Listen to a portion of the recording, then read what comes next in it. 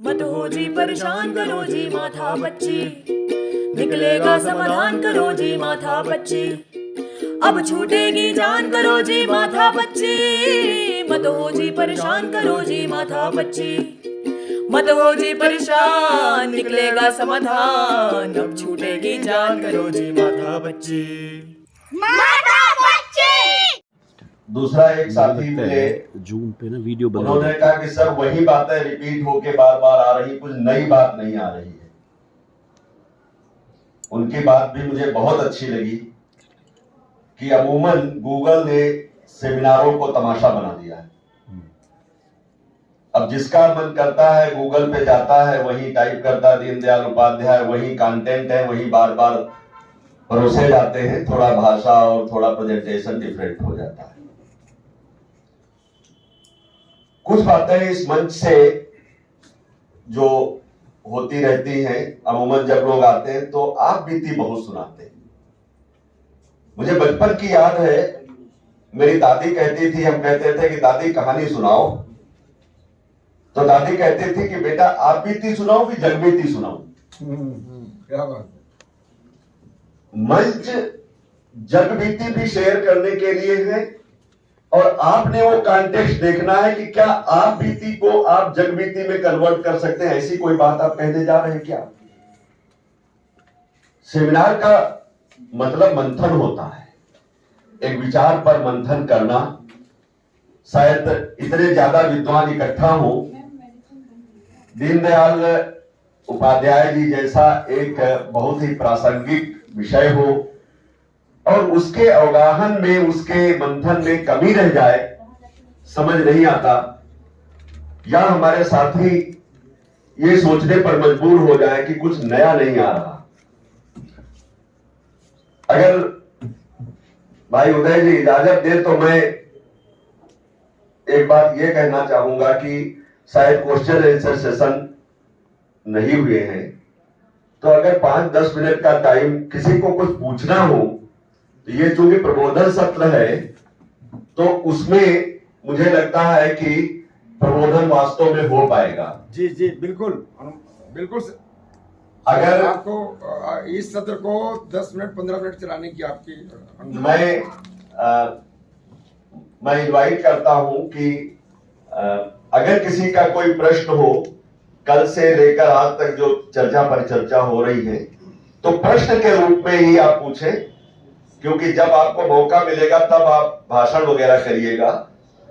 अभी मैं समझता हूं कि इस सत्र की अध्यक्षता करने के नाते मैं आपके प्रश्न इनवाइट करूं या आपकी जिज्ञासाएं आमंत्रित करूं। अगर किसी शोध छात्र के या किसी फैकल्टी मेंबर के, किसी प्रतिभागी के मन में कोई प्रश्न है तो आप पूछें।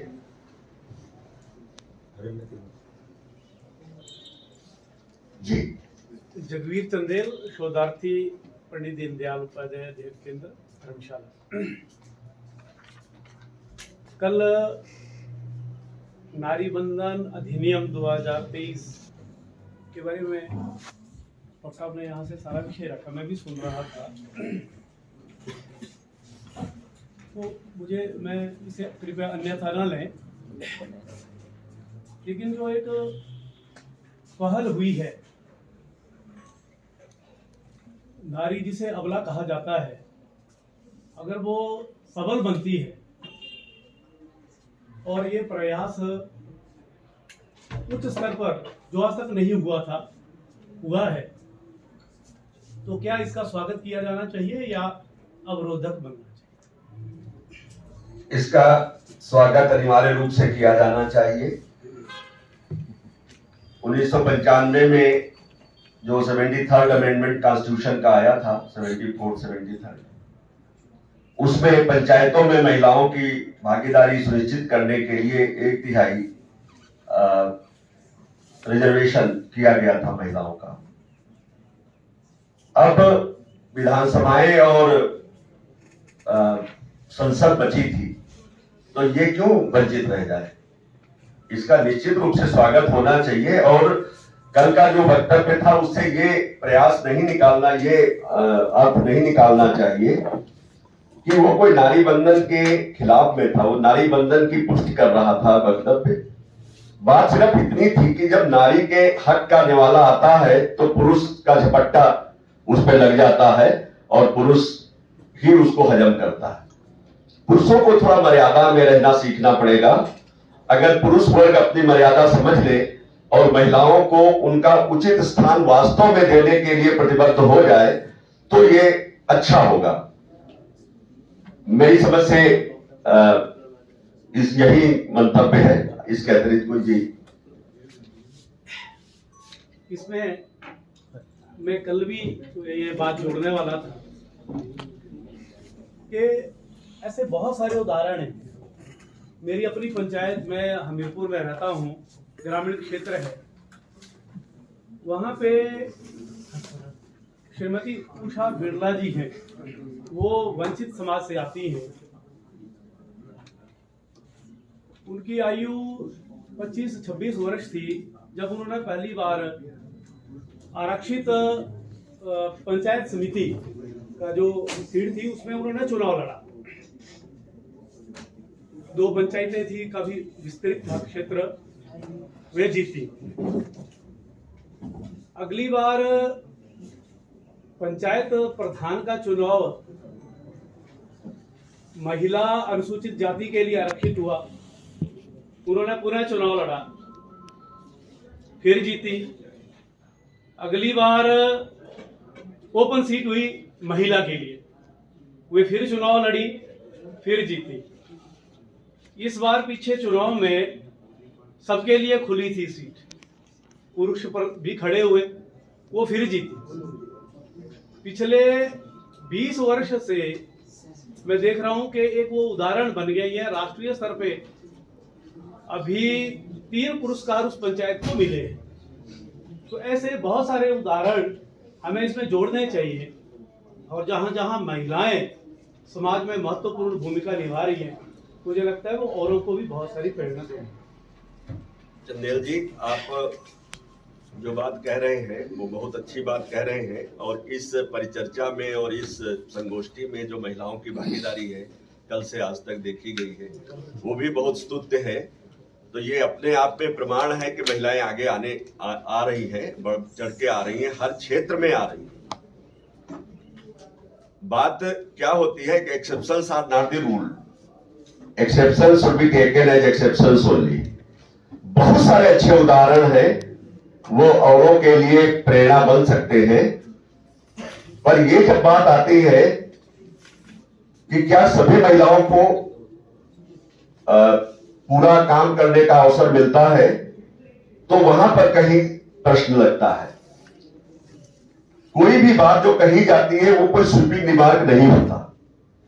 कोई भी बात जो कही जाती है वो एक कॉन्टेक्स्ट में होता है। कॉन्टेक्स्ट ये है कि हम सभी को, महिलाओं को जो उचित प्रतिभागिता का अवसर मिले, वो प्रतिभागिता का अवसर उनको उचित रूप में, समुचित रूप में देना चाहिए। उस पर फिर झपट्टा नहीं मारना चाहिए, उसकी आड़ में हमें स्वयं आगे बढ़ चढ़ के उस पर डाका नहीं डालना चाहिए। इतनी सी बात है। और कोई प्रश्न? जी सर, कल रमेश सर ने अपने लेक्चर में कहा था कि FDI leads to exploitation of labor class. So sir, how do you justify this? Because we make effort to get more FDI and it is one of the criteria for our achievements. So how do you justify this statement that FDI would lead to exploitation of labor class? Ramesh ji, पहले page बैठिए। Thank you. नाम भी बता दीजिए अपना। स्वाति कुमारी, PhD research scholar from Delhi University. Okay, किस subject में है? Philosophy department. ओके, बैठिए। रमेश जी है?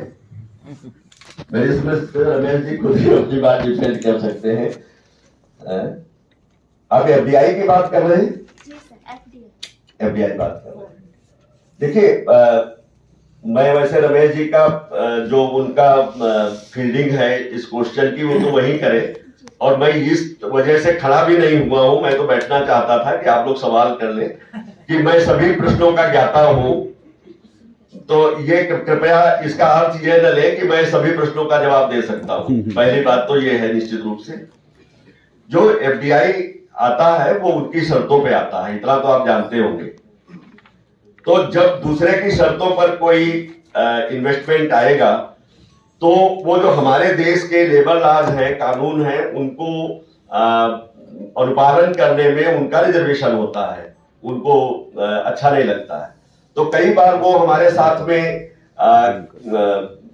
निगोशिएट करते हैं, कई बार सरकार उनकी बातें मान लेती है, कई बार उनकी बातें नहीं मानती। ठीक है, तो इतनी सी बात है। आप देखते हैं कि हमारे देश में जो लेबर रिलेशंस जो थे पहले, हम लोग, मैं चूंकि इंडस्ट्रियल रिलेशन का विद्यार्थी भी रहा हूं और मैंने काफी दिन तक HR और लेबर रिलेशंस पढ़ाए हैं, तो मैं ये कह सकता हूं पहले प्रोटेक्शनिस्ट लॉज थे कि लेबर को ये अधिकार था कि उसको कोई नौकरी से नहीं निकाल सकता, उसको कोई PF नहीं मार सकता, मिनिमम वेजेज मिलने चाहिए, फेयर वेजेज मिलने चाहिए, पेमेंट ऑफ वेजेज एक्ट है, ग्रेच्युटी एक्ट है, प्रोविडेंट फंड एक्ट है, एक्सेट्रा एक्सेट्रा। अब वो कहते हैं कि अब जो नया जो सिस्टम आ रहा है FDI वाला, उसमें सब कुछ CTC है। CTC तो जानते होंगे? अरे बाप रे बाप, तब तो मुश्किल हो जाएगा। अब तो जब जो कुछ है वो that is CTC। CTC is cost company. तो अब वो आपका PF, आपकी ग्रेच्युटी, आपका जो भी बाकी स्टैट्यूटरी डिडक्शंस हैं, एनीथिंग, वो सब उसमें जोड़ लेते हैं। तो जो शेयर बाद में, मतलब it is incumbent on the part of industry to part with that share, उसका अपना वो आपकी कॉस्ट में जोड़ लेते हैं। Would you get it? जैसे PF है, से फॉर एग्जाम्पल 12% PF का शेयर एम्प्लॉय ने देना है, 12% एम्प्लॉयर ने देना है। वो क्या करेगा, CTC के बहाने पूरा 24% आपकी सैलरी में से जोड़ देगा, राइट। इस तरह के दूसरे, जैसे लेबर का कोई कानून है, जैसे ESI का ले लीजिए फॉर एग्जाम्पल, तो ESI में जो डिडक्शन होता है उसमें कंट्रीब्यूटरी डिडक्शन है कि एम्प्लॉयर और एम्प्लॉय का, लेकिन वो क्या करेगा, पूरा डिडक्शन आपकी सैलरी से करके वो जमा कर देगा और उसमें वो सेव हो जाएगा। That is called cost to company, CTC। तो अब जो पहले प्रोटेक्शनिस्ट कानून थे लेबर के, वो अब CTC बेस्ड हो गए हैं। तो जो FDI आया है या जो फॉरेन इन्वेस्टर्स आए, वो अपनी एक कॉर्पोरेट कल्चर लेके आए। अब आप देखते होंगे उन्होंने ये तो अलाउ कर दिया कि आप वर्क फ्रॉम होम करिए, लेकिन कोई ये नहीं देखता। मैं एक सवाल पूछ लूं, किसी का कोई भाई बहन वर्क फ्रॉम होम कर रहा है इस वक्त? Any direct experience? बैठो। कौन, आप कर रहे हो? नहीं सर, मेरे भाई करते हैं। मेरे भाई कर रहे हैं। बेटा एक मिनट खड़े होइए और बताइए सबको कि आपके भाई की दिनचर्या घर में क्या रहती है? सर सुबह उठना, फिर आराम से 11 बजे लैपटॉप ऑन करना, फिर वो 9-7 बजे तक शाम में काम करना, मतलब उसका कोई मतलब वर्क प्रेशर नहीं है सर। वर्क प्रेशर नहीं है? गुड। घर के भी काम में मतलब ऐसे इन्वॉल्व रहना और अपना ऑफिस का काम करना। ठीक है, बैठिए जी। मेरे 2-3 भतीजे हैं, वो वर्क फ्रॉम होम की जो बात आई, वो सुबह 6 बजे शुरू हो जाते हैं जी, और रात का कोई टाइम नहीं है उनका। बिल्कुल जी। भोजन भी उनको दिया, वही बैठे-बैठे, तो वही बैठे वो लैपटॉप के सामने इधर फेस करके उसको खा के इस तरीके से, और ये मैक्सिमम यही शेड्यूल उनका। You are very right. देखिए यहाँ भी क्या है कि कोई खास नियम नहीं है, कहीं पर बिल्कुल टारगेट बेस्ड है कि आपने इतना काम करके देना है। वो बच्चा बहुत ब्राइट है, उसने 6-4 घंटे में काम कर दिया और उसके बाद में बैठा है। कोई है उतना ब्राइट नहीं है, लेकिन वो कहते हैं कि आप बैठे रहिए कंप्यूटर के सामने, हम आपको बताते रहेंगे, जैसे जैसे आप फ्री होते रहते हैं काम बताते रहते हैं। There are no fix hours, और रात में 12 बजे तक भी ये जा सकता है। लोगों की दिनचर्या बहुत खराब हो गई है, इससे जो सेडेंट्री लाइफस्टाइल के अवगुण थे, जैसे हेल्थ के इश्यूज आ जाएंगे इसमें फिर से, तो वो भी ज्यादा इन्वॉल्व हो गए हैं। तो एक जब फॉरेन इन्वेस्टमेंट आता है तो फॉरेन वर्क कल्चर भी लेके आता है। आपको उस कल्चर में अगर एडजस्टमेंट हो गया देन हैप्पी, अगर नहीं एडजस्टमेंट हो गया तो बीमार। तो अब आप देखिए कि हैप्पी में आप if you are lucky enough then be happy, if you are not that lucky तो बी स्ट्रेस्ड। आप छोटे बच्चों को जो काम कर रहे हैं 25 साल के 30 साल के, उनके ब्लड प्रेशर हो रहे हैं, उनके स्ट्रेस हो रहा, हाइपरटेंशन हो रहा, तो that is also the part of the culture. तो मुझे लगता है कि क्लियर हुआ आपका जवाब कि नहीं? आप मिला नॉट येट? वो रमेश जी चले एक्सप्लॉयटेशन नहीं समझ पाए? तो फिर अब क्या रह गया? सप्लीमेंट्री। यहाँ बहुत सवाल पूछ सकते बेटा, अगर कुछ ये आ गए रमेश जी भी। और रमेश जी आ गए हैं। पहले अगर आपका कोई सप्लीमेंट्री पूछ लीजिए, तब तक रमेश जी सांस ले लेंगे।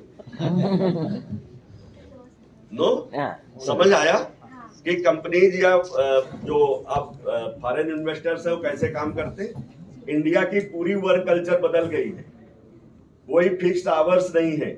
पहले हमारा वर्कर चाहे कम तनख्वाह मिलती थी लेकिन बीमार नहीं पड़ता था। अब सारे बच्चे स्ट्रेस्ड हैं, उन्होंने एक डॉक्टर भी लगा दिया कंपनियों ने, वो आपकी रेगुलर हेल्थ चेकअप करेगा। या चंडीगढ़ में एक इंडस्ट्री है, उसमें 1 लाख रुपए महीने की सैलरी पर एक योगा का टीचर भी रखा उन्होंने। वो एक सेक्शन से 10-5 लोगों को उठाता, कहता पहले योगा करो आके आधा घंटे का, और बाद में फिर काम करो जाके। और वो आधा घंटा या 1 घंटा जो योगा करते वो भी उसके वर्क आवर्स में जोड़ा जाता है। तो सी दी फन, अब एंजॉय करने की बात है अपने अपनी। रमेश जी, ब्रेक पॉलिसी आ गई अब तो, वाई ब्रेक पॉलिसी जी, हर 2 घंटे 3 घंटे के बाद 5 मिनट का ब्रेक दिया जाता है सर। बस बस बस सांस दे लो। रमेश जी, ये सवाल वैसे आपके लिए था लेकिन मैंने गुस्ताखी की है। Fill in the blank. आपने कल कुछ DI के बारे में बोला होगा, इससे एक्सप्लॉयटेशन होता है लेबर क्लास का, वर्कर्स का। तो इनका स्वाति का सवाल था कि वो कैसे होता है, तो मैंने कोशिश की। अगर फिर भी सवाल रह गया हो तो आप रमेश जी से अभी भी बंदूक दाग सकते हैं। देखिए, उसमें मेरा ये वो था कि जो फॉरेन डायरेक्ट इन्वेस्टमेंट के बारे में ये बात दीनदयाल उपाध्याय जी ने कही है, ये मेरा वर्जन नहीं है।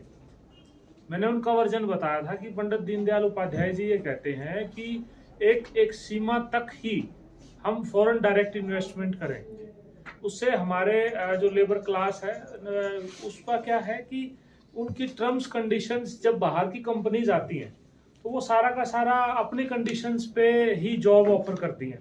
अब कोरोना पेंडेमिक आया, कोरोना पेंडेमिक में हमने देखा कि कितने बड़े लेवल पे बाहर की कंपनियों ने स्कूटनी किया, बिना किसी उसके उन्होंने यहाँ से रिट्रेंचमेंट कर दिया, निकाल दिया। रिट्रेंचमेंट का मतलब होता है नौकरी से निकालना। हाँ, बहुत बड़े लेवल पे उन्होंने इसकी छटनी की। तो एनी अदर क्वेश्चन? और किसी का कोई प्रश्न हो? कल के अब मैं 5-7 मिनट में अपनी बात करके ये सत्र को कंक्लूड करूंगा। मुझे नहीं लगता कि कहां से शुरू करें, पर मैं जिन भाइयों के थोड़े से प्रश्न थे, जिज्ञासाएं थी और नई बात पकड़ में आ रही थी, जिस तरह से जो पॉलिसीज का निर्माण होता है, किसी देश की अपनी परिस्थिति को देखते हुए पॉलिसीज बनती है। तो हमारे देश की जो परिस्थिति है कि हम कोहम से सोहम की तरफ जा रहे हैं। कल बात आई थी कि पेट में जब बच्चा निकलता तो सबसे पहले बोलता है कोहम, तो वो अगर कोहम बोलता है तो फिर आप सिर्फ उसका नाम रख देते हैं प्रमोद विनोद, उससे काम नहीं चलने वाला। उसकी जो लाइफ की जर्नी है वो सोहम की तरफ है। क्या सोहम है? मैं वही हूं जो आप हैं। सोहम, सोहम का मतलब कोहम मैं कौन हूं, सोहम मैं वही हूं जो आप हैं। ये जर्नी फ्रॉम कोहम टू सोहम है लाइफ की। और जब जिसको अद्वैत कहा वो पंडित दीनदयाल उपाध्याय जी ने, वो अद्वैत यही है कि ब्रह्म और जीव में कोई भेद नहीं है। ठीक है, ब्रह्म और जीव एक ही चीज है। इसी तरह से व्यक्ति और व्यक्ति में चूंकि एक ही ब्रह्म की संतानें हैं सब, इसलिए उनमें भी कोई भेद नहीं है, सब एक ही है। और ये तो बार बार सुनते होंगे कि सभी प्राणी एक हैं। मैंने कल इसको थोड़ा संक्षेप में ये बात कही थी। इसको अगर पॉलिसीज के, देश की पॉलिसीज कैसे गवर्न होंगी, तो कहा जाता है कि जैसे कांग्रेस की विचारधारा की पॉलिसीज शुरुआती दौर में महात्मा गांधी से प्रेरित थी, वैसे ही भारतीय जनता पार्टी के राज्य सिस्टम की जो पॉलिसीज हैं वो पंडित दीनदयाल उपाध्याय जी की के दर्शन से प्रेरित है। ये तो ये बात हो गई। दूसरी, क्या पंडित दीनदयाल उपाध्याय की और गांधी जी की विचारधारा में कोई मेजर डिफरेंस है? ये बात भाजपा के मुखपत्र में लिखा हुआ है, अगर आप भाजपा की साइट पर जाइए, कि कोई मेजर डिफरेंस नहीं है। दोनों एक ही लाइन को टो करते हैं, दोनों ही एक विस्तारित मानववाद की बात करते हैं कि सभी इंसानों के वेलफेयर की, अच्छाई की बात होनी चाहिए। लगभग गांधी जी ने भी सर्वोदय की बात की थी और इन्होंने अंत्योदय शब्द की याद की। दोनों में शायद कोई मेजर डिफरेंस नहीं है। अगर आप सबका विकास कर देंगे, सर्व उदय, सभी का आप उदय कर देंगे, सभी का भला कर देंगे, तो सभी का भला हो जाएगा, तो कोई बचेगा ही नहीं, सब अपना भला स्वयं करने लगेंगे। और पंडित जी ने एक शब्द कॉइन किया कि अंत्योदय, कि भाई शुरुआत अंतिम व्यक्ति से कीजिए। शुरुआत अगर पहले व्यक्ति से करेंगे तो अंतिम व्यक्ति तक कभी आएगी नहीं, जिसको परकोलेशन थ्योरी कहते हैं। इकोनॉमिक्स वाले जानते होंगे, अगर एक दो लोग होंगे, कि जो ट्रिकल डाउन है, तो ट्रिकल डाउन क्या होता है, ऊपर से एक बूंद निकला और नीचे बैठने वाले लेयर्स बहुत है, तो वहीं कहीं फंस के रह गया, आखिरी तक वो बूंद नहीं पहुंचा।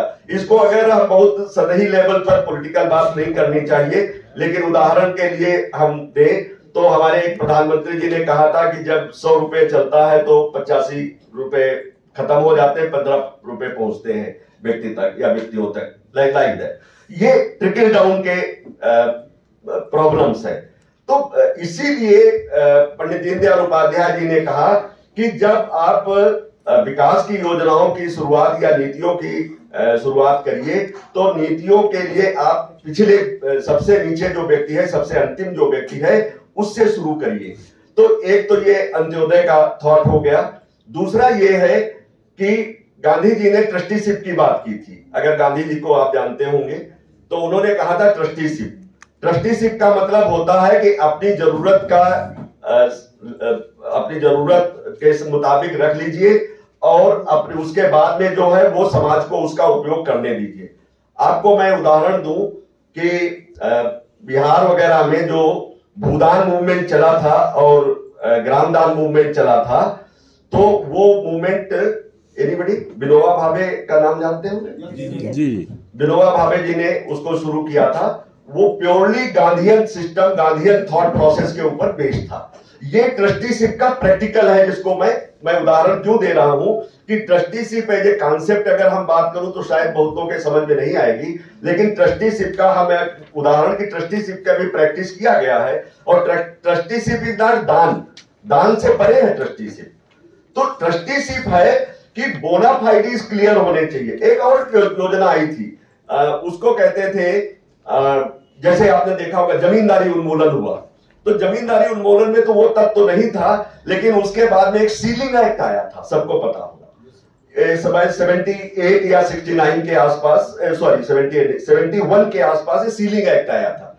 सीलिंग एक्ट का मतलब था कि एक पर्टिकुलर अमाउंट ऑफ लैंड आपके पास रहेगी, उससे ज्यादा अगर लैंड आपके पास है तो वो लैंड सरकार की हो जाएगी और सरकार उसका रिडिस्ट्रीब्यूशन करेगी लोगों में, लैंडलेस में, जिनके पास लैंड नहीं है।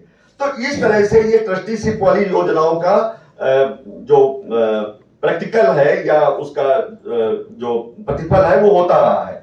ऐसे ही हमारे पंडित दीनदयाल उपाध्याय जी कहते हैं कि जब आप शुरुआत नीचे से करेंगे तो ये स्थिति, ट्रस्टीशिप वाली स्थिति बहुत अच्छी है, अपने आप दीजिए। वो भी कहते हैं शुचिता से रहिए, जिसकी बात बार बार की जा रही है।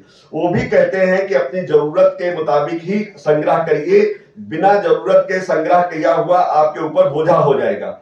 आज मैं खुद ये बात कहता हूं और मानता हूं कि जैसे हमारा घर बहुत बड़ा है और वो 5-6 बेडरूम का घर है और उसमें हमारा बच्चे भी बाहर चले गए, अब हम 2 जने रह गए, तो 2 जने हमारे एक कमरे में रह लेते हैं, तो बाकी के इतना बड़ा सा घर है, उसकी सफाई के लिए कम से कम 10,000 रुपए खर्च होते हैं हर महीने।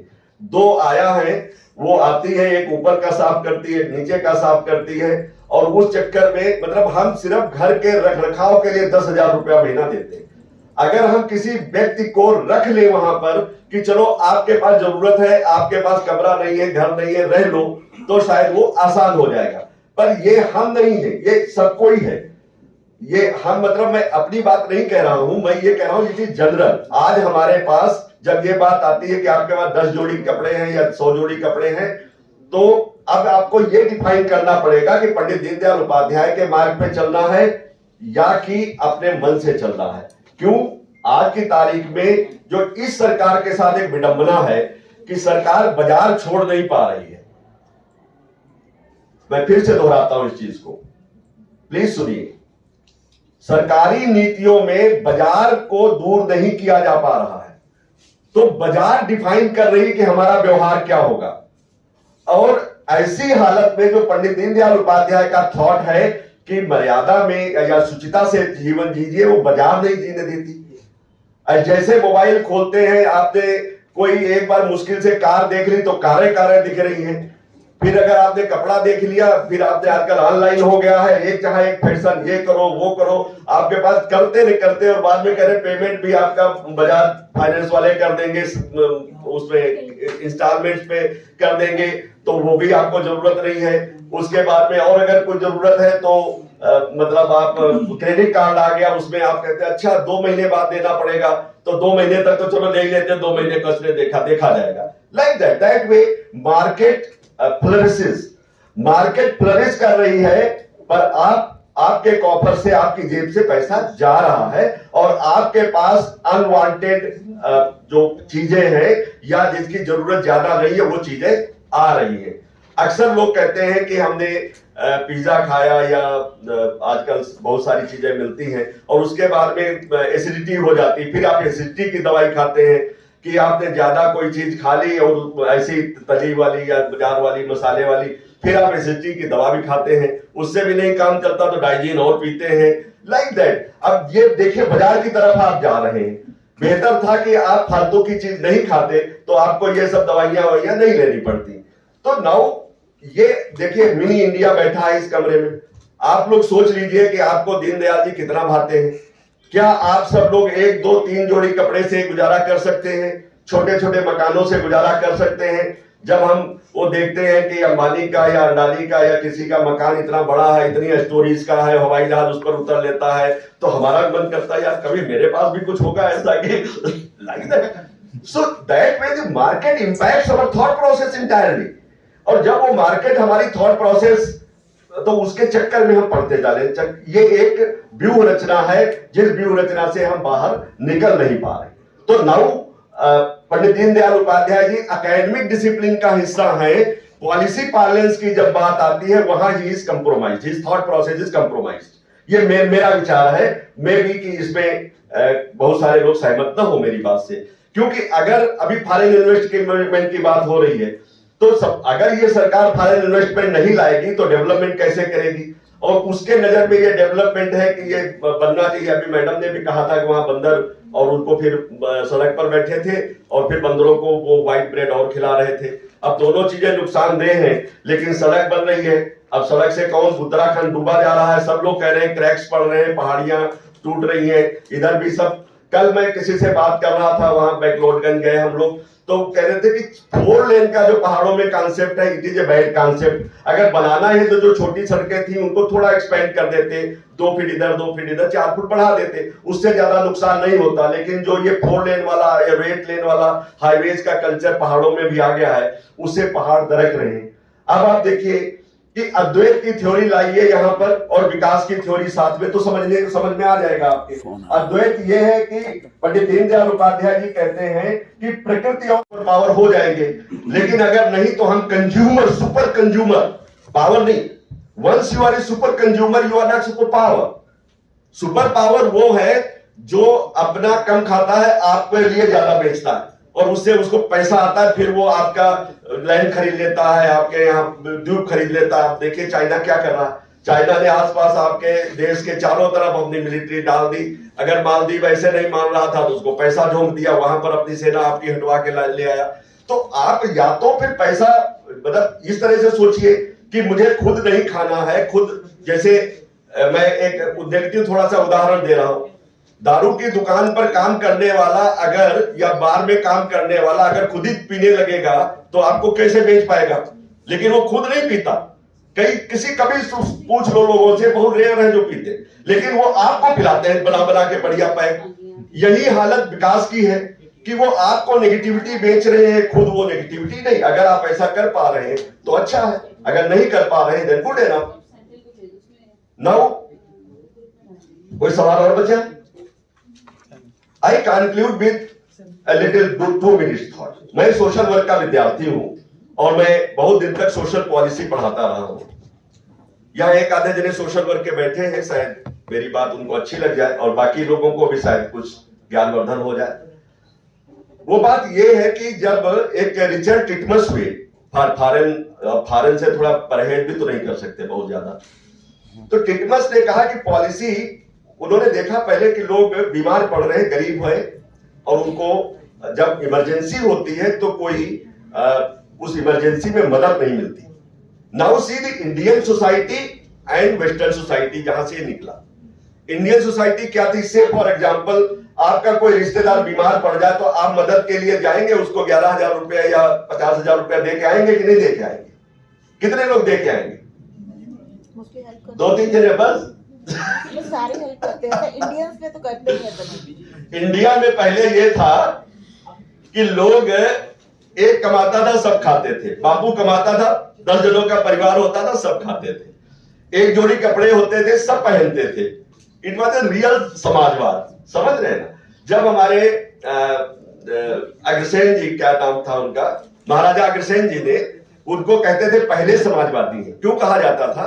जब कोई व्यक्ति आता था और घर बसाता था तो वो कहते थे एक नोट और एक ईंट, तो यानी एक नोट और एक ईंट उसको दीजिए, तो एक ईंट सब लोग देते थे तो उससे उसका घर बन जाता था, और एक एक नोट देते थे उससे उसका व्यापार चल पड़ता था। तो दैट में एक बंदा समाज में स्टैब्लिश हो जाता था।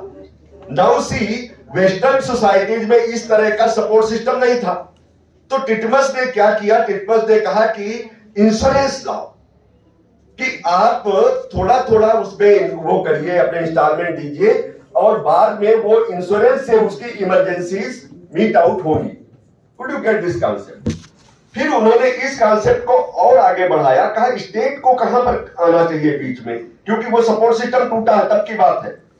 इंडिया में सपोर्ट सिस्टम अगर है तो ये चीज अप्लाई उतना ही न्यूनता से करेगी, उसी प्रोपोर्शन में करेगी। जहां सपोर्ट सिस्टम टूटा हुआ है वहां पर उन्होंने कहा कि रेजिडुअल वेलफेयर। रेजिडुअल जानते हैं? रेजिड्यू क्या है? जो परित्यक्त है, जो छूटे हुए हैं, जिसको अंत्योदय कहा गया, जो पीछे रह गए हैं उनको, या जो परिवार या समाज और जो बाजार दोनों के द्वारा पोषित नहीं हो पा रहे, यानी बाजार मिलके और परिवार मिलके दोनों से जो डिप्राइव्ड क्लास है वो रेजिड्यू क्लास है, और उस क्लास के लिए स्टेट को आगे आना चाहिए, स्टेट को मदद करनी चाहिए। दूसरा उन्होंने कहा कि नहीं, इससे तो बहुत सारे लोग दिक्कत, वही समाजवाद जिसकी कल बात किया था, कि जिसका घर में कहने लगे कि जो बाढ़ में घर बह गए हैं उनके लिए पैसा सरकार दे रही, कहा हमारा भी घर बहा, कहा तुम्हारा घर कहां बहा? जैसे अभी मोदी जी पैसा दे रहे हैं कि हाउसिंग के लिए, हर घर, जिसका पक्का घर बना खड़ा वो भी 1,20,000 ले रहा, जिसका कच्चा है वो भी ले रहा। तो दैट में हमारे यहाँ तो भेड़चाल हो जाती है, तो रेजिड्यू क्लास रह नहीं जाता, रेजिड्यू क्लास का एक्सपेंशन हो जाता है। तो समाजवादी सिस्टम में क्या हुआ कि हमारी जो पॉवर्टी लाइन थी वो 70% तक लोगों को कवर कर रही थी। 50% से जब नीचे आई तो हमने सेलिब्रेट किया, 40% से नीचे आई तो हमने और सेलिब्रेट किया। तो कहा कि ये सिस्टम गलत है, अब आप दूसरी पॉलिसी लाइए। तो उन्होंने कहा कि industrial achievement performance model. Achievement performance क्या होता है? भाई देखो, अगर कमाओगे तो खाओगे, करोगे तो पाओगे, अगर नहीं करोगे नहीं पाओगे तो नहीं चलेगा। तो कहते वेलफेयर का क्या होगा? Welfare is a bad word, विदर away welfare. 80s में हमने वेलफेयर को विदर अवे कर दिया था। एक इसकी वेलफेयर के लिए एक छोटी सी कहानी है। रीगन का नाम सुना होगा सबने, डोनाल्ड रीगन का। रीगन साहब उस वक्त प्रेसिडेंट ऑफ अमेरिका थे। प्लीज एक बार अब आप लोग बात न करिए। रीगन साहब प्रेसिडेंट ऑफ अमेरिका थे। उनका जो बहन का लड़का था, बहन उनकी गरीब थी। अब इंडिया में तो है नहीं कि जब एक आदमी नेता बन जाए तो उसका पूरा कुनबा अमीर हो जाए, तो ऐसा नहीं था वहां पर। तो वो वहां पर एक वेलफेयर चेक मिलता था, अलाउंस, जिसको अनएम्प्लॉयमेंट अलाउंस कह लीजिए। उसके 2 मुस्दंडे भांजे थे। वो बैठे बैठे निठल्ले इंतजार करते रहते थे कि वेलफेयर का चेक कब आएगा, कब वेलफेयर का चेक आएगा। अगर 2 दिन लेट हो जाता था तो उनका ब्लड प्रेशर बढ़ जाता था, उनको अस्पताल में भर्ती करना पड़ता। Could you get the dependence on the welfare system? तो रीगन ने कहा कि जब उसकी बहन ने फोन किया एक दिन कि भाई ये बच्चे बीमार पड़ जाते हैं, आप टाइम पे पैसा भेज दिया करिए, अगर 2-3 दिन 5 दिन डिले हो जाता है तो इनको अस्पताल में भर्ती कराना पड़ता है, इतना स्ट्रेस लेवल बढ़ जाता है। तो कहेंगे इतनी ज्यादा डिपेंडेंस है, अब नहीं चलेगा ये। तो कहा कि देखो इन्होंने सारा वेलफेयर सिस्टम बंद कर दिया, कहा कि अब अमेरिका में कोई वेलफेयर नहीं होगा। जो बहुत गरीब है, और बहुत गरीब का मतलब है विकलांग है, बुजुर्ग है, बच्चे, 3 कैटेगरी। वो बच्चे जिनके माँ बाप नहीं है, क्योंकि वहां सिंगल पेरेंट्स के भी बच्चे हैं या परित्यक्त भी बच्चे बहुत ज्यादा है, माँ बाप ने बच्चा पैदा किया छोड़ के चले गए, बच्चे एसाइलम में पढ़ रहे हैं, लाइक दैट, उन्होंने दूसरी शादी कर ली, इस तरह का वहां कल्चर है। तो वो बच्चे जो परित्यक्त है, डिप्राइव्ड है, वो लोग जो विकलांग हैं, वो लोग जो बुजुर्ग हैं, अपना ध्यान नहीं रख सकते, उनके लिए फूड कूपन शुरू किए कि इनको फूड कूपन मिलेंगे, और बाकी के लिए उन्होंने सारा वेलफेयर बंद कर दिया। उससे आया अचीवमेंट परफॉर्मेंस कि भाई अब तो बिना किए कुछ नहीं मिलेगा, करो और पाओ जियो। तो ये दूसरी स्कीम हो गई।